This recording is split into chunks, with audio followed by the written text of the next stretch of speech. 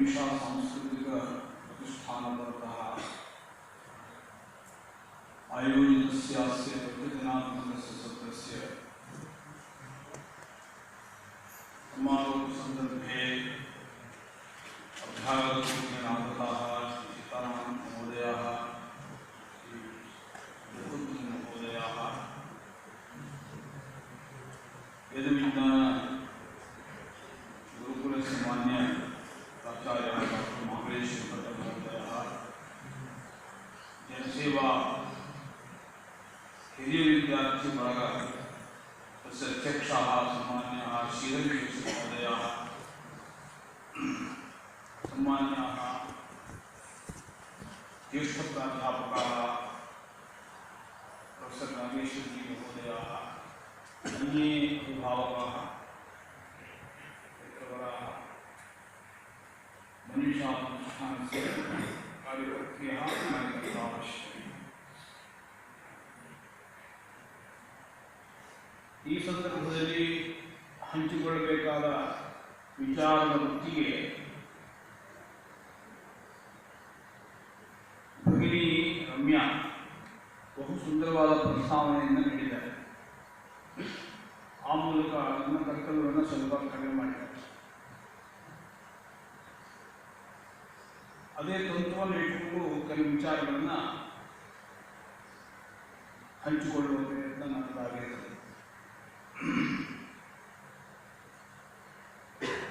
ಇಲ್ಲಿ ಬಂದಾಗ ನಮಗೆ ಗುರುಕುಲ ಅನ್ನುವಂತಹ ವೈಬ್ರೇಷನ್ ಎಲ್ಲ ದಿಕ್ಕುಗಳಿಂದ ಬರ್ತಾ ಇರ್ತದೆ. ಇಲ್ಲಿ ಬಂದು ಹೋಗುವವರಿಗೂ, ಇಲ್ಲಿ ಇದ್ದು ಕಲಿಯುವವರಿಗೂ ಎಲ್ಲರಿಗೂ ಆಪ್ಯಾಯಮಾನ ಮಾಡುವಂತಹ ಒಂದು ಶಬ್ದವಾಗಿರುತ್ತದೆ ಗುರುಕುಲ. ಅರ್ಥ ಇಷ್ಟೇ, ಗುರುಗಳಿರುವ ಕುಲಕ್ಕೆ ಗುರುಕುಲ ಅಂತ ಹೆಸರು.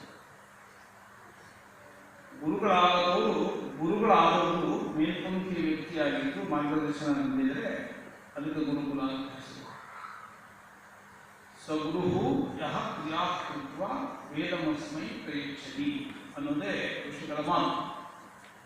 ಯಾವ ವ್ಯಕ್ತಿ ತಾನು ಅಪಾರ ವೇದಾಂಗ ಜ್ಞಾನದ ಗಣಿಯಾಗಿದ್ದು ಅದನ್ನು ತನ್ನ ಆಚಾರದಲ್ಲಿ ಪ್ರತಿಫಲಿತವಾಗುವಂತೆ ವ್ಯವಹಾರದಲ್ಲಿ ತರ್ಕ ಮುಂದಿನ ತಲೆಮಾರಿಗೆ ಹಿರಿಯರಿಗೆ ಮೇಲ್ಪಂಕ್ತಿಯಾಗಿ ಬಾಳುತ್ತಾನೆ, ಬದುಕುತ್ತಾನೆ ಅಂಥ ವ್ಯಕ್ತಿಗೆ ಗುರು ಅಂತ ಹೆಸರು. ಆ ಗುರು ಏನ್ ಮಾಡ್ತಾನೆ ಅಂತಂದ್ರೆ ತನ್ನ ಜೊತೆಗಿದ್ದಂಥವರಿಗೆ ಜನ್ಮ ಕೊಡ್ತಾನೆ. ಏನ್ ಜನ್ಮ ಕೊಡ್ತಾನೆ?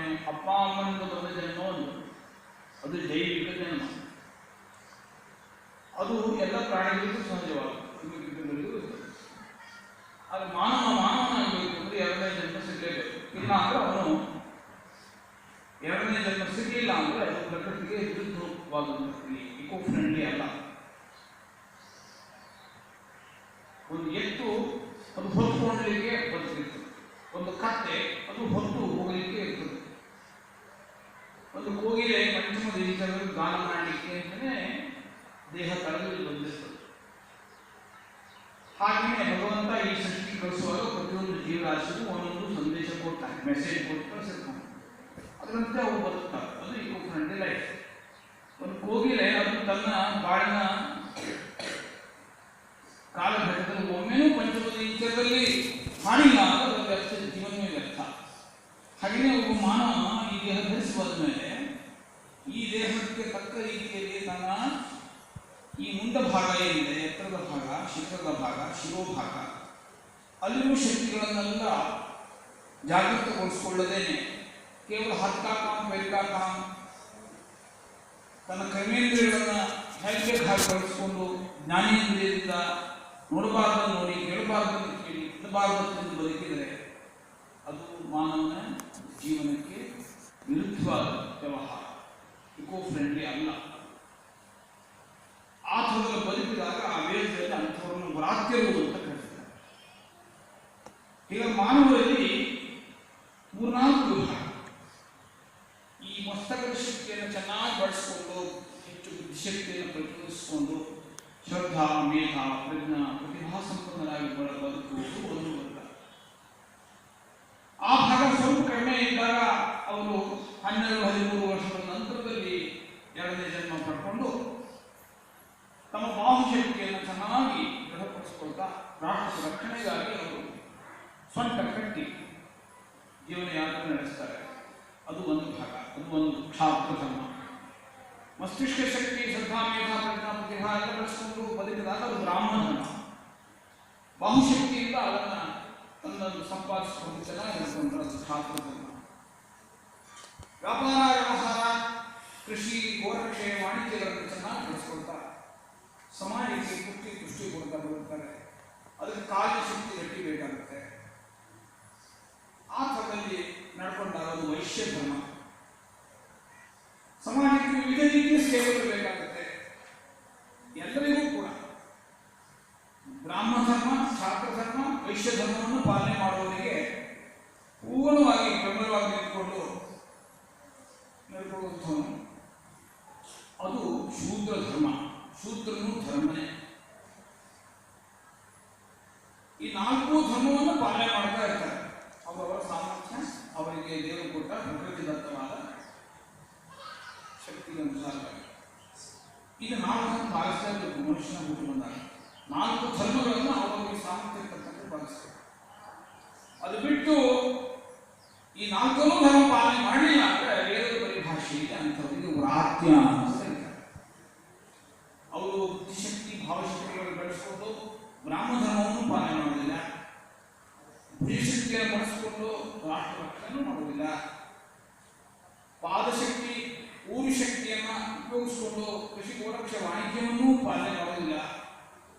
ಕೊನೆಯದಾಗಿ ಅಲ್ಪ ಪರಿಮಿತವಾದ ಶಕ್ತಿಗಳಿದ್ದರೆ ದೇವದತ್ತವಾಗಿ ಸ್ವತಂತ್ರವಾಗಿ ನಾವು ಪೂರ್ಣ ಮಾಡಲಿಕ್ಕಾಗುವುದಿಲ್ಲ. ಅವರಿಗೆ ಕಷ್ಟ ಇದೆ, ದೈಹಿಕವಾಗಿ ತೊಂದರೆ ಇದೆ, ಮಾನಸಿಕವಾಗಿ ಬುದ್ಧಿಶಕ್ತಿ ಕಡಿಮೆ ಇದೆ. ಆಗ ಅವರು ಬಹಳ ಶ್ರದ್ಧಾವಂತರಾಗಿ ಅವರು ಶೂದ್ರ ಧರ್ಮವನ್ನು ಪಾಲನೆ ಮಾಡ್ತಾರೆ. ಶೂದ್ರ ಅನ್ನೋದು ಧರ್ಮವೇ ಹೊರತು ಅಧರ್ಮ ಅಲ್ಲ. ವೇದಾಂತೋ ಬ್ರಾಹ್ಮಣಸ್ಯ ಕ್ಷತ್ರಿಯೋ ವಿಜಯೀ ಭವೇತ್ ವೈಶ್ಯೋ ಧನ ಸಮೃದ್ಧ ಸ್ಯಾತ್ ಶೂದ್ರ ಸುಖಮವಾಪ್ನುಯಾತ್. ಇಲ್ಲಿ ಮೇಲೆ ಕೆಳಗೆ ಸ್ಪೃಶ್ಯ ಅಸ್ಪೃಶ್ಯ ಈ ಎಲ್ಲ ಜಗಳಗಳನ್ನು ಹಂಚಿಕೊಂಡಿರುವುದು ಈ ಕಲಿಯುಗದಲ್ಲಿ ಇರುವಂಥ ಕಾಲದಲ್ಲಿ ಕೆಲವು ತಲೆ ಕೆಟ್ಟವರು ಮಾಡಬೇಕು ವ್ಯವಹಾರಗಳು. ಆದರೆ ವೇದದ ಋಷಿಗಳಿಗೆ ಇದು ಶ್ರೇಷ್ಠ ಧರ್ಮ. ನಾಲ್ಕು ಕೂಡ ಧರ್ಮಗಳೇ, ನಾಲ್ಕು ಅಧರ್ಮ ಅಲ್ಲ. ನಾಲ್ಕು ಅಧರ್ಮ ಮಾಡಬಹುದು. ಒಬ್ಬರಿಗೆ ಬುದ್ಧಿಶಕ್ತಿ ಇರ್ತದೆ, ಆ ಬುದ್ಧಿಶಕ್ತಿಯನ್ನೆಲ್ಲ ಬರೀ ಸ್ವಾರ್ಥಕ ಬಳಸ್ಕೊಳ್ತಾನೆ. ತನ್ನ ಶ್ರದ್ಧೆ ಇರೋದಿಲ್ಲ, ಬರೀ ಮೇಧೆ ಹೆಚ್ಚಿರ್ತದೆ, ಪ್ರಜ್ಞೆ ಹೆಚ್ಚಿರ್ತದೆ, ಲಾಜಿಕಲ್ ಥಿಂಕಿಂಗ್ ಹೆಚ್ಚಿರ್ತದೆ, ಭಯಂಕರ ಸೈಂಟಿಫಿಕ್ ಥಿಂಕಿಂಗ್ ತಂದು ತಿಳ್ಕೊತಾನೆ, ಬರೀ ಸ್ವಾರ್ಥ ಪಾಲನೆ ಮಾಡ್ತಾನೆ. ಆಗ ಅದು ಬ್ರಾಹ್ಮ ಧರ್ಮಕ್ಕೆ ಅವನು ನಡೆಸುವ ವಿಚಾರ. ತನ್ನ ಬುದ್ಧಿಯನ್ನು ಪೂರ್ಣವಾಗಿ ಸ್ವಾರ್ಥಕ ಬಳಸ್ಕೊಳ್ತಾನೆ, ಲಾಜಿಕಲ್ ಎಕ್ಸರ್ಸೈಸ್ ಮಾಡ್ತಾ ಮಾಡ್ತಾ ತಾನು ಹಾಳಾಗ್ತಾನೆ, ಉಳಿದವ್ರನ್ನೆಲ್ಲ ಅಡ್ಡಪಡದಾರಿ ಕಲ್ತ್ಕೊಂಡ್ಬಿಡ್ತಾನೆ. ಇದನ್ನೆಲ್ಲ ಬುದ್ಧಿವಂತ ಮಾಡ್ತಿದ್ದಾರೆ. ಬುದ್ಧಿಜೀವಿಗಳು, ಪ್ರಾಣಿಗಳು ಮಾಡೋದೇ ಕೆಲಸ. ಈ ಬುದ್ಧಿಜೀವಿಗಳು ಅಂತ ಯಾರಿದ್ದಾರೆ ಅವರೆಲ್ಲರೂ ಬ್ರಾಹ್ಮ ಅಧರ್ಮಿಗಳು, ಧರ್ಮಿಗಳು. ಹಾಗೇನೆ ಈ ಬಾಹುಬಲ ಇದೆ ಸ್ವಾರ್ಥಕ್ಕಾಗಿ ನಮ್ಮ ದೇಶದಲ್ಲಿ ಅನೇಕ ಸಂದರ್ಭದಲ್ಲಿ ನಾವು ಕೇಳ್ತೇವೆ, ಸೈನ್ಯದಲ್ಲಿ ಭಾರಿ ಭ್ರಷ್ಟಾಚಾರ ಆಗ ಅದೆಲ್ಲವೂ ಕ್ಷಾತ್ರ ಅಧರ್ಮ ಆಗ್ತದೆ. ಹಾಗೆ ಕೃಷಿ, ಗೋರಕ್ಷೆ, ವಾಣಿಜ್ಯ ಮಾಡುವಾಗ ಸ್ವಾರ್ಥಕ್ಕಾಗಿ ಏನೇನೋ ಮಾಡಿ ಭಯಂಕರವಾದ ಕ್ರಿಮಿನಾಶಕಗಳನ್ನೆಲ್ಲ ಬೆಳೆಸಿ ವಿಷಮಯವಾದ ಧಾನ್ಯಗಳನ್ನು ಸೃಷ್ಟಿ ಮಾಡಿ ರಾಷ್ಟ್ರಗಳ ರೋಗಗ್ರಸ್ತವಾಗುವಂತೆ ಮಾಡಿದರೆ ಅದು ವೈಶ್ಯ ಅಧರ್ಮ. ಹಾಗೆಯೇ ಸೇವೆಯನ್ನು ಹೆಸರಿನಲ್ಲಿ ಪ್ರಚಾರದಲ್ಲಿ ಹೋಗೋದ, ಮಾಡೋ ಸಣ್ಣ ಕೆಲಸಕ್ಕೆ ದೊಡ್ಡಕೋಡು ಹಾಕೋದ, ಪ್ರಚಾರದ ಹಿಂದಿದ್ರೆ ಅದು ಸೇವೆ ಆಗುವುದಿಲ್ಲ. ಅದು ಶೂದ್ರ ಅಧರ್ಮ. ಈ ನಾಲ್ಕು ವಿಧ ಅಧರ್ಮಗಳನ್ನು ಯಾರು ಪಾಲನೆ ಮಾಡ್ತಾರೆ ಅವರಿಗೆ ವೇದದ ಪರಿಭಾಷೆಯಲ್ಲಿ ವ್ರಾತ್ಯರು ಅಂತ ಹೆಸರು. ಶಾಸ್ತ್ರಶುದ್ಧವಾದ ಒಂದು ವಿಚಾರವನ್ನು ಹೊಂದಿದೆ. ಇವತ್ತು ನಮ್ಮ ದೇಶದಲ್ಲಿ 80ರಿಂದ 90% ನಾವೇ ಮಾನವರು ಹಿಂದೂಗಳು ತಮಿಳುನಾಡು ಮಾತಾಡ್ಕೊಳ್ತಾ ಇರ್ಬೋದು, ನಮ್ಮ ಮನೆತನದ ಕೆಲವು ಪರಂಪರೆಯನ್ನು ಯಥಾಶಕ್ತಿ ಪಾಲನೆ ಮಾಡ್ಕೊಂಡು ಬಂದಿರಬಹುದು. ಆದರೆ ದೊಡ್ಡ ಸಂಖ್ಯೆಯಲ್ಲಿ ಭಾರತ ದೇಶದ ಇವತ್ತಿನ ಪ್ರಜೆಗಳು ಭ್ರಾಂತರಾಗಿದ್ದಾರೆ. ಇದು ಬಹಳ ದುಃಖದ ಸಂಗತಿ. ಇದು ಹೋಗಲಾಡಲೇಬೇಕು, ದೂರಾಗಲೇಬೇಕು. ಆದ್ದರಿಂದ ಈ ನಾಲ್ಕು ಧರ್ಮಗಳನ್ನು ಪುನಃ ಪ್ರತಿಷ್ಠಾಪನೆ ಮಾಡಬೇಕು. ಪುನಃ ಪ್ರತಿಷ್ಠಾಪನೆಗೆ ಇರುವ ಒಂದೇ ಮಾರ್ಗ ಅಂದರೆ ಅವರಿಗೆ ಸರಿಯಾದ ಕಾಲಕ್ಕೆ ಅವರಿಗೆ ಗಾಯತ್ರಿಯನ್ನು ಕೊಟ್ಟು ಅವರಲ್ಲಿರುವ ಆ ಕಾಮಚಾರ, ಕಾಮವಾದ, ಕಾಮಭಕ್ಷಣದ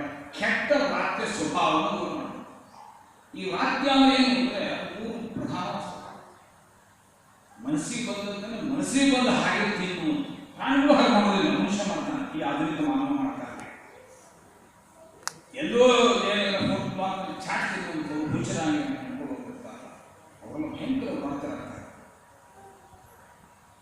ಪ್ರಾಣಿಗಳು ಹಾಗೆ ಮಾಡೋದಿಲ್ಲ, ಅವುಗಳಿಗೆ ಒಂದು ನಿಶ್ಚಿತವಾದ ನಿಯತವಾದ ಸ್ವಭಾವ ಇರ್ತದೆ.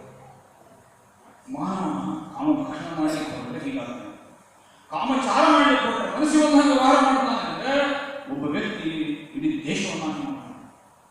ಘನಘೋರ ಟೆರರಿಸ್ಟ್ ನಿರ್ಮಾಣ, ಇದು ಕಾಮಚಾರದ ಮಹಾಧನ. ಕಾಮಚಾರ ಕಾಮವಾದ ಮನಸ್ಸಿಗೆ ಬಂದ ಮಾತಾಡ್ತಾರೆ, ನಮ್ಮ ದಿವ್ಯ ಮಾತಾಡ್ತಾರೆ. ಕಾಮವಾದ ಸರ್ವಜ್ಞರಿಂದ ಮಾತಾಡ್ತಿರ್ತಾರೆ, ಜ್ಯೋತಿಷ್ಯರು ಮಾತಾಡ್ತಾರೆ, ರಾಜಕೀಯ ಮಾತಾಡ್ತಾರೆ, ಆರ್ಥಿಕ ಪರಿಸ್ಥಿತಿ ಬಗ್ಗೆ ಮಾತಾಡ್ತಾರೆ, ಏನೇನೋ ಮಾತಾಡ್ತಿರ್ತಾರೆ. ಕಾಮವಾದ ಇದೆಲ್ಲ ಈ ಮೂರು ದೋಷ ಪ್ರಧಾನ ದೋಷ ಆಗಿರುವುದನ್ನು ನಮ್ಮ ಋಷಿಗಳು ಕಂಡಿದ್ದಾರೆ. ಕಾಮಚಾರ, ಕಾಮವಾದ, ಕಾಮಭಾಷಣ, ಇದು ಮೂರನ್ನ ಆಜೀವನವಾಗಿ ಮಾಡುವವರನ್ನೆಲ್ಲ ಭ್ರಾತೃರುವಂತ ಒಂದು ವರ್ಗದಲ್ಲಿ ಇಟ್ಟಿದ್ದಾರೆ. ಅನಾವಶ್ಯಕವಾಗಿ ಈ ಥರದ ಶಬ್ದಗಳನ್ನೆಲ್ಲ ತಪ್ಪು ತಪ್ಪು ವ್ಯಾಖ್ಯಾನ ಮಾಡಿ ಭ್ರಮೆ ಸೃಷ್ಟಿ ಮಾಡಿದ್ದಾರೆ ಅನೇಕ ಬುದ್ಧಿಜೀವಿಗಳು. ಅಲ್ಲ, ವೇದಶುದ್ಧವಾದ ಶಾಸ್ತ್ರಶುದ್ಧವಾದ ವಿಚಾರ ಇದೆ. ತಸ್ಮಾತ್ ಶಾಸ್ತ್ರ ಪ್ರಮಾಣಂತೆ ಕಾರ್ಯಕಾರಿ ಪ್ರಸಿದ್ಧ. ಇದು ದೊಡ್ಡ ಸವಾಲು ಭಾರತ ದೇಶದಲ್ಲಿ. ಏನಂದ್ರೆ ನಮ್ಮ ಮುಂದಿನ ತಲೆಮಾರನ್ನ ರಾತ್ರಿಯನ್ನಾಗಿ ಮಾಡೋಣ. ಈ 4 ಆಶ್ರಮ ಧರ್ಮದಲ್ಲಿ ಅವರು ಇರಬೇಕು. 4 ಆಶ್ರಮದಲ್ಲಿ ಯಾವುದೋ ಒಂದು ಧರ್ಮವನ್ನು ಪಾಲನೆ ಮಾಡಬೇಕು. ಈಗ ಇಲ್ಲಿ ಬಂದಿದ್ದಾರೆ ಮಕ್ಕಳು, ಇವರಿಗೆ ಸಹಜವಾಗಿ ಅವರ ಮನೆತನ ಅವರು ಕಲಿತಿರುವ ಶಾಲೆಯಲ್ಲಿ ಅವರಿಗೆ ಒಂದಷ್ಟು ಮೇಧಾಶಕ್ತಿ ಇದೆ. ಅದಕ್ಕೋಸ್ಕರ ಅವರು ಸಾಕಷ್ಟು ಟ್ವಿಂಕಲ್ ಲಿಟಲ್ ಸ್ಟಾರ್ ಹವ್ವಾರಿ ಬಂದ ಕಂಡಪಾಠ ಚೆನ್ನಾಗಿ ಮಾಡ್ಕೊಂಡಿರ್ತಾರೆ ಅಲ್ವನಪ್ಪ. ಅಷ್ಟನ್ನೇ ಮಾಡಬಾರ. ಈಗ ಇಲ್ಲಿ ಬಂದು ಭಗವದ್ಗೀತೆ ಅನಿಸ್ತಾ ಮಾಡಿ ಅಷ್ಟರ ಮಟ್ಟಿಗೆ ಆರ್ಥಿಕ ಕಡಿಮೆ ಆಗ್ತದೆ. ಹಾಗೆಯೇ ಅವ್ರಿಗೆ ಪ್ರಜ್ಞಾಶಕ್ತಿ ಇರ್ತದೆ. ಆ ಪ್ರಜ್ಞಾಶಕ್ತಿಯನ್ನು ಬಳಸಿಕೊಂಡು ಗಣಿತವನ್ನ ವಿಜ್ಞಾನವನ್ನು ಕಲಿತಾಗಿದೆ, ಒಂದಷ್ಟು ಸಂಸ್ಕೃತವನ್ನ ಯೋಗವನ್ನು ಕಲಿತಾರೆ. ಆಗ ಆ ಪ್ರಜ್ಞೆಗೆ ಇನ್ನೊಂದಷ್ಟು ಒಳ್ಳೆಯ ಸಾಣೆ ಹೇಳಲಾಗುತ್ತೆ. ಪ್ರತಿಭೆ ಇರ್ತದೆ ಈ ಮಕ್ಕಳಿಗೆ. ಪ್ರತಿಭೆ ಅಂದರೆ ನ್ಯೂ ಫ್ಯಾಷನ್, ಅದನ್ನು ಉಪಯೋಗಿಸ್ಕೊಂಡು ಈ ಮಕ್ಕಳು ಮುಂದೆ ಸೈಂಟಿಸ್ಟ್ಗಳು ಆಗ್ತಾರೆ. ಮುಂದೆ ಅಮೆರಿಕ ಅಕಸ್ಮಾತ್ ಕೊಡಲಿಲ್ಲ ಅಂತಂದ್ರೂ ಕೂಡ ಅಲ್ವೇ ಅವರು ಹೊಸದಾಗಿ ಮಾಡ್ತಾರೆ, ನಮ್ಮ ದೇಶದ ಒಳಗಡೆ ನಿರ್ಮಾಣ ಮಾಡ್ತಾರೆ. ನಮ್ಮ ಪುಣೆ ಸೈಂಟಿಸ್ಟ್ ಇದ್ದಾರ, ಏನು ಹೆಸರು, ಭಾಟ್ಕರ್, ವಿಜಯ ಭಾಟ್ಕರ್. ವಿಜಯ ಭಾಟ್ಕರ್ಂತಹ ವಿಜ್ಞಾನಿಗಳು ಸೂಪರ್ ಕಂಪ್ಯೂಟರ್ ಕೊಟ್ಟರು. ವಿಜಯ ಭಾಟ್ಕರ್ ಪರಂ ಕಂಪ್ಯೂಟರ್ ಸೃಷ್ಟಿ ಮಾಡ್ತಾರೆ. ಅಂಥವ್ರು ಕೇಳಾಗ್ತಾರೆ. ಅಬ್ದುಲ್ ಕಲಾಂ ಅಂತವ್ರು ಕೇಳಾಗ್ತಾರೆ. ದೇಶದ ರಕ್ಷೆಗಾಗಿ ಎಂಥ ಅದ್ಭುತವಾದಂತಹ ಪೃಥ್ವಿ ಅಗ್ನಿ ಎಲ್ಲ ತಯಾರು ಮಾಡಿ ಇವತ್ತು ದೇಶ ಸುರಕ್ಷಿತವಾಗಿದೆ. ಇದರಲ್ಲೇ ನಮಗೆ ಅಪಾಯದಲ್ಲೆಲ್ಲ ನಾಯಿಗಳು ನಮ್ಮ ದೇಶದಲ್ಲಿ ಸುತ್ತಮುತ್ತಲು ಭಯಂಕರ ವಾಕಿಂಗ್ ಡಾಗ್ಸ್ ನಿದ್ರೆ ಹೆದರಿಸ್ತಾರೆ. ಈಗ ಅಂತ ಹೆದರಿಸಲಿಕ್ಕಾಗೋದಿಲ್ಲ, ಧೈರ್ಯ ಚೈನಾ ಜೊತೆಗಾಗಿ, ಪಾಕಿಸ್ತಾನದಾಗಿ, ಬಾಂಗ್ಲಾದೇಶದಲ್ಲಿ ಎಲ್ಲ ಹೆದರಿಸಲಿಕ್ಕಾಗುತ್ತೆ. ಯಾಕಂದ್ರೆ ನಮ್ಮ ಒಂದು ಶಕ್ತಿ ಇದೆ. ಆ ಥರದ ಪ್ರತಿಭಾನ್ವಿತ ನಮ್ಮ ದೇಶಕ್ಕೆ ಆಗುತ್ತೆ ಗೊತ್ತಾಯ್ತು. ಆ ಥರದಲ್ಲಿ ರಾಷ್ಟ್ರಕ್ಕೆ ಪುಷ್ಟಿ ಕೊಡುವವರೆಲ್ಲರೂ ಅವರು ಕ್ಷಾತ್ರ ಧರ್ಮ ಪಾಲನೆ ಮಾಡ್ತಾ ಇರ್ತಾರೆ, ಬ್ರಾಹ್ಮಣ ಧರ್ಮ ಪಾಲನೆ ಮಾಡ್ತಾ ಇರ್ತಾರೆ. ಬೆಳಗ್ಗೆ ಸರಿಯಾಗಿ ಇದು ಬ್ರಾಹ್ಮಣ ಮುಹೂರ್ತದಲ್ಲಿ ಒಂದು ಧ್ಯಾನ ಮಾಡ್ತಾರೆ. IIT ಕಂಪ್ಯೂಟರ್ ವಿಭಾಗದಲ್ಲಿ ಬಹಳ ದೊಡ್ಡ ವಿಜ್ಞಾನಿ. ನಾನು ಅವ್ರ ಜೊತೆಗೆ ಒಮ್ಮೆ ಇದರಲ್ಲಿ ಪುಣೆಯಲ್ಲೋ ಅಂತ ಹೇಳಿದ್ದೆ ನಾನು. ಅವರು ಕಾನ್ಪುರ IIT ಕಂಪ್ಯೂಟರ್ ಡಿಪಾರ್ಟ್ಮೆಂಟ್ ಮುಖ್ಯಸ್ಥರು. ನಾನು ಅಷ್ಟವಾದ 3-4 ಗಂಟೆಗೆ ನಾನು ನಿತ್ಯ ಮಾಡ್ತೀನಿ, ನೈಮಿತ್ತಿಕ ಪ್ರಾರಂಭ. ಆ ವರ್ಷ ಒಂದು ದಿವಸ ಬ್ರೇಕ್ ಇದ್ದೆ, ನಾನು ಎದ್ದು ನನ್ನ ಕಾರ್ಯವನ್ನು ಮಾಡ್ತೀನಿ. ನಾನು ಪಕ್ಕದಲ್ಲೇ ಅವರಿದ್ರು. ನಾನು ಬೆಳಿಗ್ಗೆ ಹೇಳ್ತೀನಿ, ನನ್ನ ಪರಂಪರೆ ಪ್ರಕಾರ ನಾನು ಇನ್ನೇನು ಶುರು ಮಾಡಬೇಕು, ರಾತ್ರಿಯಿಂದ ಶುರು ಮಾಡಬೇಕು. ಎಲ್ಲೋ ಒಂದು ಧ್ವನಿ ಕೇಳ್ತಾ ಇದೆಯಲ್ಲ ಅಂತ, ಧ್ವನಿ ಕೇಳ್ತಾ ಇದೆ. ಯಾವುದಪ್ಪ ಅಂದ್ರೆ ಪಕ್ಕದ ಬರ್ತಾ ಇದೆ. ನಂಗೆ ಪರಿಚಿತರು ಬಹಳ ಕಂಪ್ಯೂಟರ್ ಮತ್ತು ಸಂಸ್ಕೃತಿಯನ್ನು ಹೇಗೆ ಅಳವಡಿಸಬಹುದು ಅನ್ನುವ ವಿಜ್ಞಾನದ ಕಾರ್ಯದಲ್ಲಿ ಅವರು ತೊಡಗಿದರು. Vineet Chaitanya, doctor Vineet Chaitanya from Kanpur IIT. ಅವ್ರ ಪಕ್ಕದಲ್ಲಿ ಬೆಳಗ್ಗೆ ಶುರುಮಾಡಿಬಿಟ್ಟಿದ್ದಾರೆ. ನಾನು ಅವರು ಬಹಳ ದಿವಸ ಗಮನಿಸ್ತಾ ಇದ್ದೆ, ಇವರು ವಿಶಿಷ್ಟ ವಿಜ್ಞಾನಿ, ಉಳಿದವರೆಲ್ಲ ವಿಜ್ಞಾನಿಗಳಾಗಿಲ್ವಲ್ಲ ಇವರು ಅನ್ಕೊಂಡು ಯೋಚನೆ ಮಾಡ್ತಾ ಇದ್ದೆ. ಆ ದಿವಸ ಗೊತ್ತಾಯಿತು ಯಾಕೆ ಹೀಗಿದ್ದಾರೆ. ಯಾಕೆಂದ್ರೆ ಬೆಳಗ್ಗೆ ನಮ್ಮ ಮುಹೂರ್ತದಲ್ಲಿ ಹೇಳ್ತಾರೆ ಎಂದವರು ಗಾಯತ್ರಿ ಮಾಡ್ತಾ ಇದ್ರು. ಬೆಳಿಗ್ಗೆ ನಮಗೆ ಇನ್ನು ಮುಂದೆ ಇಂಥ ಜನಗಳು ಬೇಕು, ಅದಿಲ್ಲದೆ ದೇಶ ಉಳಿಯೋದು ಕಷ್ಟ ಇದೆ. ಅಷ್ಟು ರೀತಿಯಲ್ಲಿ ಭಯಾನಕ ಹೋರಾಡ್ತದೆ. ಇಲ್ಲ ಪಾಕಿಸ್ತಾನದಿಂದ ಹಾಕಿದ್ರೆ ತೊಂದರೆ ಆಗಲಿಲ್ಲ. ಪಾಕಿಸ್ತಾನವೂ ನಾಳೆ ಬದಲಾವಣೆ ಆಗಬಹುದು. ಆರ್ಯಾವರ್ತ ಒಂದು ಕಾಲದಲ್ಲಿ ಆರ್ಯಾವರ್ತ ಇವತ್ತು ಹೀಗಾಗಿದೆ. ವೇದ ಋಷಿಗಳೆಲ್ಲ ವೇದ ಕಂಡ ಜಾಗನೇ ಇಲ್ಲ ಆಗಿದೆ. ಗೊತ್ತಾಯ್ತದೆ, ನೀವು ಮೇಘಾಲಯ ಸಮಾನ ಯಾವಾಗ ಆನಂದವಾಯಿತು ಆಗ ನೆನಪಾಗ್ತಾರೆ ನಮಗೆ. ಆ ಅಫ್ಘಾನಿಸ್ತಾನ ಆ ಪಾಕಿಸ್ತಾನದ ಭಾಗದಲ್ಲಿ ಋಷಿಗಳಿದ್ರು. ಅಲ್ಲಿ ಇವತ್ತು ಯಾವ ನಡೆಯುತ್ತೆ ಅಲ್ವೇ ಈ ಸ್ವಾಭಿಮಾನ ಸಂಪನ್ನತೆಗಳು. ಅದಕ್ಕಾಗಿ ಈ ಥರದ್ದೆಲ್ಲ ಶಿಬಿರ ಯಾಕೆ ಆಗ್ಬೇಕು ಅಂದರೆ ಧರ್ಮ ಪಾಲನೆ. ಯಾವ ಧರ್ಮ? ಬ್ರಾಹ್ಮಣ ಧರ್ಮ. ಎರಡನೇ ಧರ್ಮ ಯಾವುದು? ಮೂರನೇದು ಯಾವುದು? ವೈಶ್ಯ. ನಾಲ್ಕನೇದು ಯಾವುದು? ಶೂದ್ರ ಧರ್ಮ. ಯಾವುದೋ ಒಂದು ಧರ್ಮವನ್ನು ಪಾಲನೆ ಮಾಡಬೇಕು. ಏನಿಲ್ಲ ಅಂದ್ರೆ ಅಧರ್ಮ ಆಗಬಹುದು. ಅಧರ್ಮ ಅಂದ್ರೆ ನಾವು ಬೇರೆ. ಹೀಗಾಗಿ ಭಾರತ ದೇಶವನ್ನು ರಿಸ್ಟ್ರಕ್ಚರ್ ಮಾಡಿ ಒಬ್ಬ ಮನುಷ್ಯ ಚಾಯವಾಲ ಆಗಿರೋ ಮನುಷ್ಯ, ಒಬ್ಬ ಚಾಯವಾಲ ಆಗಿರೋ ಮನುಷ್ಯ ಎಲ್ಲೋ ಗಾಂಧಿನಗರದ 20 ಕಿಲೋಮೀಟರ್ ದೂರದ ಒಂದು ಹಳ್ಳಿಯಲ್ಲಿ ಹುಟ್ಟಿದವನಿಗೆ ಯೋಗ ಅನ್ನೋದು ಅವನ ಜೀವನದಲ್ಲಿ ಪರಿವರ್ತನೆ ಮಾಡ್ತದೆ. ಯೋಗ ಮೂಲಕ, ಆ ಶ್ರದ್ಧೆಯ ಮೂಲಕ ಅವನು ತನ್ನ ಜೀವನ ಪರಿವರ್ತನೆ ಮಾಡ್ತಾನೆ. ಕಾರಣ ಅವನು ಕೆಲವು ಮಹಾತ್ಮಂದು ಪ್ರಭಾವಿತನಾದ. ಎಲ್ಲೋ ಒಂದಷ್ಟು ವರ್ಷ ಎಲ್ಲೋ ಗುಹೆಯಲ್ಲಿ ಹಿಮಾಲಯದಲ್ಲಿ ಹೋಗಿದ್ದ. RSS ಪರಿಚಯ ಆಯಿತು. ಲಕ್ಷ್ಮಣರಾವ್ ಇನಾಮದಾರ್ ತುಂಬ ಹಿರಿಯರು, ಹಳೆಯ ವಿಚಾರಕರು. ಅವರು ಆ ದಿನಗಳಲ್ಲಿ ನಿರಾಧಾರ ವಿಚಾರಕರಾಗಿದ್ದರು. ಅವರು ಜೀವನ ನೋಡಿದ. ಅವನ ಜೀವನದಲ್ಲಿ ಪ್ರಭಾವ ಆಯಿತು. ಅವನು ಸಂಘ ಪ್ರಚಾರಕಾದ. ಆಗ ಅವನ ಜೀವನದಲ್ಲಿ ಒಂದು ಶಿಸ್ತು ಬಂತು. ಎಷ್ಟು ಶಿಸ್ತು ಬಂತು ಅಂದರೆ ನವರಾತ್ರಿ 9 ದಿವಸವೂ ಕೂಡ ಬರೀ ನಿರ್ವಹಣ ರಸದಲ್ಲಿ ಅವನು ಉಪವಾಸ ಮಾಡ್ತಾನೆ. ಯಾರು ಹೇಳಿ? ಯಾರು ಹೇಳಿ? ಗೊತ್ತಿಲ್ವಾ? ಹೇಳ ಅವ್ರು ಯಾರಪ್ಪ? ಈಗ ಯಾವ ದೇಶದ ಪ್ರಧಾನಮಂತ್ರಿ? ಭಾರತ. ಈ ಹೀಗಿದ್ದಾಗಲೂ ಕೂಡ ಅಮೆರಿಕದ ಮ್ಯಾಡಿಸನ್ ಸ್ಕ್ವೇರ್ನಲ್ಲಿ 2 ತಾಸು ನಿರಂತರವಾಗಿ ನಿಂತುಕೊಂಡು ಘನಘೋರವಾದಂತಹ ಧ್ವನಿಯಲ್ಲಿ ಗಂಭೀರ ವಿಚಾರವನ್ನು ಅಲ್ಲಿ ನೆರೆದಂತಹ ಸಾವಿರ ಸಂಖ್ಯೆಯ ಜನರ ಜೊತೆಗೆ ಹಂಚಿಕೊಳ್ಳುವಂತಹ ದೈಹಿಕ, ಮಾನಸಿಕ, ಬೌದ್ಧಿಕ ಶಕ್ತಿ ಒಬ್ಬ ಚಾಯವಾಲನಿಗೆ ಬಂದಿದೆ. ಬಂದಿದೆಯಲ್ವೋ? ಬಂದಿದೆಯಲ್ವೋ? ಬೇರೆ ಯಾಕೆ ಬರೋದಿಲ್ಲ? ಬೇರೆ ಬರಬೇಕಲ್ಲ. ಇಲ್ಲ ಯಾರೋ ಒಬ್ಬ ಪ್ರಧಾನಮಂತ್ರಿಯಾಗಿ ನಿಂತ್ಕೊಂಡ ಅವನಿಗೆ ಬರೀ ಜೈಕಾರ ಮಾಡ್ಕೊಂಡು ಬರೀ ಮೋದಿ ಮೋದಿ ಜಪ ಮಾಡ್ಬಿಟ್ರೆ ದೇಶ ಉದ್ಧಾರ ಆಗುತ್ತೆ? ಆಗತ್ತಾ? ಆಗಲ್ಲ. ಇಡೀ ಜನಾಂಗ ಬರಬೇಕು. ನಮ್ಮ ದೇಶದ ರಾಜಶಕ್ತಿ, ಪ್ರಜಾಶಕ್ತಿ ಅಂತ ಹೇಳಿದ್ದಾರೆ. ರಾಜಶಕ್ತಿ ಅದು ಯಾವುದೂ ದಾರಿ ತಪ್ಪಬಹುದು. ಪ್ರಜಾಶಕ್ತಿ ಹೆಚ್ಚಿನ ವೃತ್ತಿಯಲ್ಲಿದೆ. ಹಾಗಿದ್ದ ಮಾತ್ರ ದೇಶ ನಡೆಯುತ್ತೆ. ಪ್ರಜೆಗಳು ಸ್ವಾರ್ಥಿಗಳಾಕೊಂಡು ಬರೀ ಯಾರಿಗೂ ಸಿನಿಮಾ ನಟರಿಗೆ ಲೇಖನ ಹಾಕೊಂಡು ಏನೋ ತಿನ್ಕೊಂಡು ಕಾಮಭಕ್ಷಣ ಮಾಡ್ಕೊಂಡು ಕೊಡೋದು. ನಮ್ಮ ದೇಶ ಪ್ರಧಾನಮಂತ್ರಿಗಳಿಗೆ ಯೋಗ ಮಾಡ್ತಾನೆ, ಅವನು ಏಕಾದಶಿ ವ್ರತ ಮಾಡ್ತಾನೆ. ಆದ್ರಿಂದ ಅವನಿಗೆ ಲೇಖ. ನೀವು ಬೇಕಾಗಿ ತಿಂತೀರಿ, ಚಾಟ್ ತಿನ್ಕೊಂಡಿರ್ತೀರಿ, ರಸ್ತೆ ಓಡಾಡ್ಕೊಂಡಿರ್ತೀರಿ, ಕಾಮಚಾರ, ಕಾಮಭಕ್ಷಣ. ಹೀಗಾದ ದೇಶವನ್ನು ನಡೆಯುವುದಿಲ್ಲ. ಕರ್ತೃತ್ವ, ನೇತೃತ್ವ ಅಂತ 2 ಶಬ್ದಗಳಿವೆ. ಕರ್ತೃತ್ವ ಇರಬೇಕು. ಬರೀ ಒಂದು ನೇತೃತ್ವವನ್ನು ನಡೆಸಾಗುವುದಿಲ್ಲ. ಕರ್ತೃತ್ವ, ನಮಗೆಲ್ಲ ಕರ್ತೃತ್ವ ಇರಬೇಕು. ಈಗ ನಮ್ಮ ಮಕ್ಕಳಿಗೆ ಇವತ್ತು ಈ 2ನೇ ಜನ್ಮಾಂಶ ನಾನು ಅದನ್ನು ಕೊಡೋದಕ್ಕೋಸ್ಕರ ಈಗ ನಮ್ಮ ಈ ವಿಷಯದಲ್ಲಿ ನಮ್ಗೆ ಈ ಪ್ರಯತ್ನ ಆರಂಭದಲ್ಲಿ ಇದೆ. ನಾವು ಸ್ವಸ್ಥ ಸಮಾಜವನ್ನು ಕಟ್ಟಬೇಕು ಅಂತ ಸಂಕಲ್ಪ ಮಾಡಿಕೊಳ್ಳಬೇಕು. ಸ್ವಸ್ಥ ಸಮಾಜ ಅನ್ನೋದು ಎಲ್ಲೋ ಆಕಾಶದಲ್ಲಿರೋದೆಲ್ಲ ಇಲ್ಲಿರುತ್ತದೆ ಭೂಮಿ ಮೇಲೆ. ಸ್ವಸ್ಥ ವ್ಯಕ್ತಿಗಳು ತಯಾರ. ಸ್ವಸ್ಥ ವ್ಯಕ್ತಿಗಳು ತಯಾರಾಗಬೇಕು. ಅವರಿಗೆ 2ನೇ ಜನ್ಮ ಬರಬೇಕು. 2ನೇ ಜನ್ಮ ಅಂದರೆ ಹೇಳಿ ಕಾಮಚಾರ, ಕಾಮಭಕ್ಷಣ ದೂರ ಆಗಬೇಕು. ಶ್ರದ್ಧಾ, ಮೇಧಾ, ಪ್ರಜ್ಞಾ ಗುಣಗಳು ಅವರಲ್ಲಿ ಆವಾಹನೆ. ಈ ಥರದ್ದೆಲ್ಲ ಮಾತ್ರ ಗುರುಕುಲ ಅಂತ ಹೆಸರು. ಗುರುಕುಲ ಅಂತ ಬೋರ್ಡ್ಗಳಿದೆ ಇವತ್ತು. ಸೆಲ್ಫ್ ಸ್ಟಡಿ ಸೆಂಟರ್ ಗುರುಕುಲ ಅಂತ ಕೂಡ ಸೆಲ್ಫ್ ಸ್ಟಡಿ ಸೆಂಟರ್. ಕಂಪ್ಯೂಟರ್ ಹೋಗೋದು, ಅಲ್ಲೇ ನೋಡೋದು, ಸರಿ ಮಾಡ್ಕೊಂಡು ಬರ್ತಾರೆ. ಹಾಗೆ ಬದುಕು ಆಗುದಿಲ್ಲ. ಗುರುವೇ ಇರಬೇಕು ಜೀವಂತ ವ್ಯಕ್ತಿಯಾಗಿ. ಅವನ ಬದುಕು ಬಾಳು ಆದರ್ಶವಾಗಿರಬೇಕು. ಅವನ ಆ ಪಡಿಯಚ್ಚಿನಲ್ಲಿ ಮುಂದಿನ ತಲೆಮಾರು ಕೊಡೋದಂತಾನೆ ಮೇಲ್ಬರಬೇಕು. ಹೀಗಿದ್ರೆ ಮಾತ್ರ ಗುರು. ಇಲ್ಲಿ ಆ ಥರದ ಗುರುಕುಲ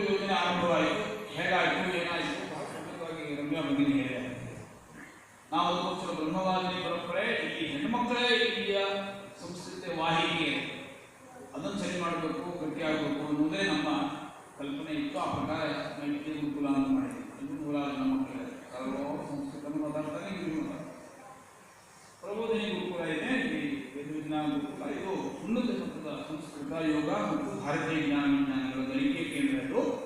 ಇಲ್ಲಿ ರಿಸರ್ಚ್ ಕೂಡ ನಡೀತಾ ಇದೆ ಆ ವಿಷಯದಲ್ಲಿ. 19 ರಿಸರ್ಚ್ ಮಾಡ್ತಾ ಇದ್ದಾರೆ. PG ಸೆಂಟರ್ ಇದೆ, PhD ಸೆಂಟರ್. 2 ವಿಶ್ವವಿದ್ಯಾಲಯಗಳ ಜೊತೆಗೆ MOU ಇದೆ. 2 ವಿಶ್ವವಿದ್ಯಾಲಯಗಳ ಮಾನ್ಯತೆ ಇದೆ ಈ ವಿಷಯದಲ್ಲಿ. ಅದೆಲ್ಲದರೊಂದಿಗೆ ಈ 50 ಎಕರೆ ವಿಸ್ತೃತವಾದ ಈ ಜಾಗ ಸೇವಾ ಇದೆ. ಇದು ಕೂಡ ಮುಂದೆ 2020ಕ್ಕೆ ವಿಶ್ವವಿದ್ಯಾಲಯ ಆಗಬೇಕು ಅನ್ನೋ ಸಂಕಲ್ಪದೊಂದಿಗೆ ಮುನ್ನಡೀತಾ ಇದೆ.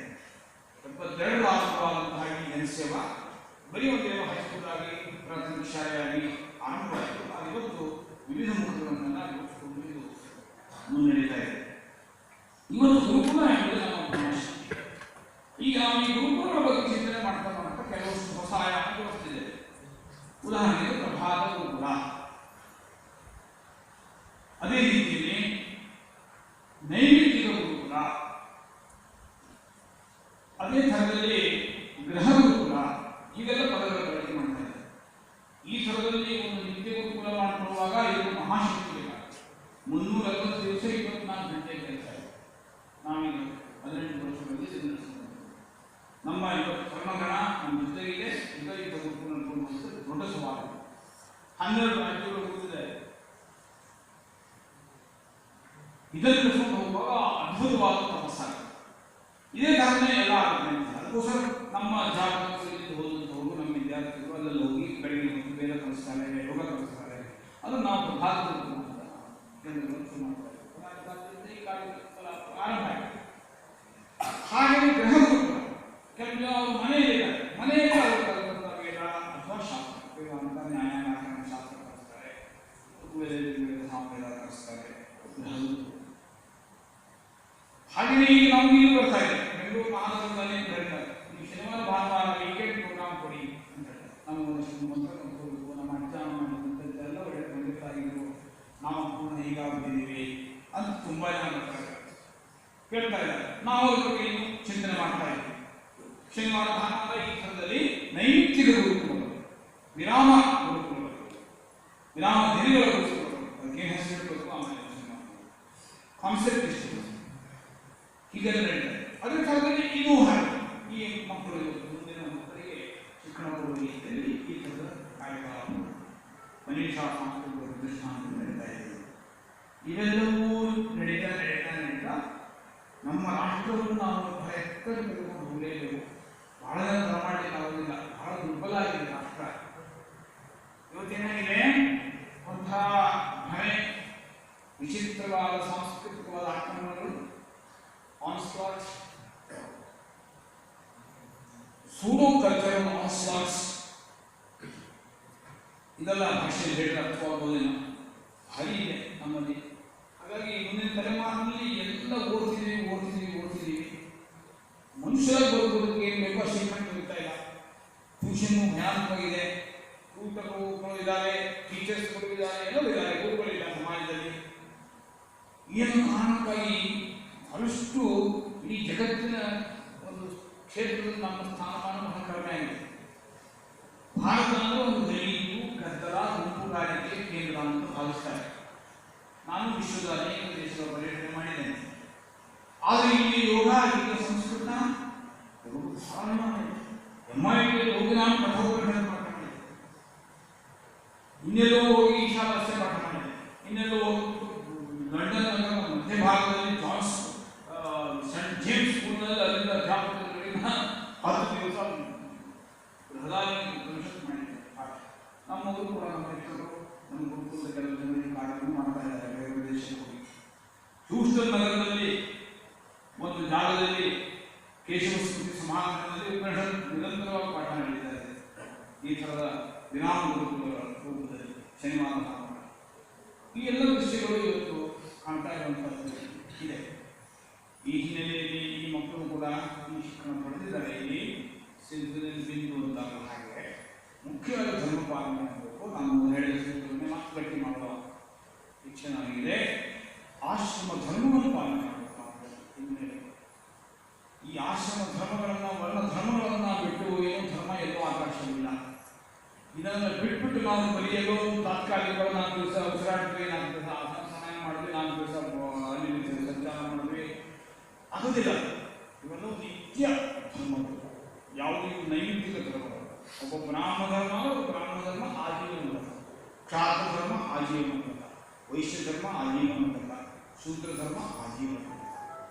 ಇದು ಮಾಡಿದ್ರೆ ನಾವು ಮನಸ್ಸಿಗೆ ನಮಗೆ ಬಂತು 4 ದಿವಸ ಬ್ರಾಹ್ಮಣರಾಗಿ, 5 ದಿನ ಕ್ಷತ್ರಿಯರಾಗಿ, ಇನ್ನೊಂದು 2 ದಿವಸ ವೈಶ್ಯರಾಗಿ, ಕೊನೆಯ ಅಂತಿಮವಾಗಿ ಶೂದ್ರರು ಅಂತಂದ್ರೆ ಏನೂ ಇಲ್ಲವರು ಅನ್ನೋ ಭಾವನೆಯಲ್ಲಿ ಬರ್ಬೋದು ತಪ್ಪು. ಶೂದ್ರ ಅನ್ನೋ ಹಾಗಲ್ಲ, ಅದು ಧರ್ಮ. ಈ ವ್ರಾತ್ಯ ಅನ್ನುವಂಥದ್ದು ಇವತ್ತು ನಾವು ಹೊಸೊಂದು ಶಬ್ದ ನಿಮ್ಮೊಂದು ಕಣ್ಣು ಏನಲ್ಲ, ಇದು ವೈದಿಕ ಶಬ್ದ. ಇದು ಯಾರು ವರ್ಣಧರ್ಮವನ್ನು ಆಶ್ರಮ ಧರ್ಮವನ್ನು ತೊರಿತಾರೋ ಬುದ್ಧಿಪೂರ್ವಕವಾಗಿ ಅಂಥವರೆಲ್ಲ ಹಾಗಾಗ್ತಾರೆ. ಅದಾಗಬಾರದು. ಈ ದೇಶ ಈ ಋಷಿಗಳ ನಾಡು, ಊರೂರಿನಲ್ಲಿ ಗ್ರಾಮದಲ್ಲಿ ಇಂತಹ ಶ್ರೇಷ್ಠ ಬರೆದಿರುವಂಥ ನಾಡು ಇದು. ಅಲ್ಲಿ ಕೊರತೆ ಬಂದರೆ ಜಗತ್ತಿಗೆ ಬೆಳಗಿಸುವುದಿಲ್ಲ. ಬೆಳಗಿಸಬೇಕಾದ ಇಲ್ಲಿಂದ ಜಗದ್ಗುರು ಸ್ಥಾನ ಇರೋದು ಈ ಭಾರತ ದೇಶದಲ್ಲಿ. ಇದೇ ಈ ಥರ ಬಸವಳಿಗೆ ಹೋದರೆ ಜಗತ್ತಿಗೆ ಜ್ಞಾನ ಕೊಡುತ್ತೆ. ಆದ್ದರಿಂದ ಅಂತಹ ಹೊಸ ದಿನದ ದೃಶ್ಯಾವಳಿ ಕಣ್ಣು ಬೆಳಕು ಕಾಣ್ತಾ ಇದೆ. ಎಲ್ಲೋ ಪೂರ್ವದಿಂದ ಒಂದು ಸಣ್ಣ ಸುವರ್ಣ ರೇಖೆ ಎಲ್ಲೋಟಿ ಆಗಬಹುದು ಅನಿಸ್ತಾ ಇದೆ. ಈಗಲೂ ಭಯಂಕರ ಕತ್ತಲೆ ಇದೆ. ಭಾರಿ ಕತ್ತಲೆ ಇದ್ದಾಗಲೂ ನಾವು ಆಶಾವಾದಿಗಳು. ಪೂರ್ವ ನೋಡ್ತಾ ಇದೆ, ಪೂರ್ವದಲ್ಲಿ ಏನೋ ಸುವರ್ಣ ರೇಖೆ ಕಾಣ್ತಾ ಇದೆ. ಈ ಎಲ್ಲ ಯುವಕರುಗಳೆಲ್ಲ ಆ ರೇಖೆಯನ್ನು ಮಾಡಿ ಸುವರ್ಣ ರೇಖೆಯನ್ನು ಮಾಡಿ ಧರ್ಮೋದಯವಾಗಿ ರಾಷ್ಟ್ರವನ್ನು ಸಮೃದ್ಧವಾಗಿ ಜನಮಾನ್ಯತೆ ಬೆಳೆಸಿಕೊಳ್ಬೇಕಾಗಿದೆ. ಆ ಎಲ್ಲ ಹಿನ್ನೆಲೆಯಲ್ಲಿ ಇಟ್ಕೊಂಡು ಕೆಲಸವನ್ನು ಇಲ್ಲೇ ನಾವು ಮಾಡ್ತಾ ಇದ್ದೇವೆ. ಕಾರ್ಯ ಏನೇನೋ ಪ್ರಚಾರ ಯಾವುದೇ ಇಲ್ಲದೆ ಹೇಳಿದಾಗ ಕೆಲಸ ಇರ್ಬೋದು. ಅಂಥ ಕೆಲಸವೇ ಅಂತಿಮವಾಗಿ ಬೆಳಕನ್ನು ಕೊಡುವಂಥದ್ದು. ಅಂಥವ್ರ ಕೆಳಗಾಗಿ ದಕ್ಷಿಣ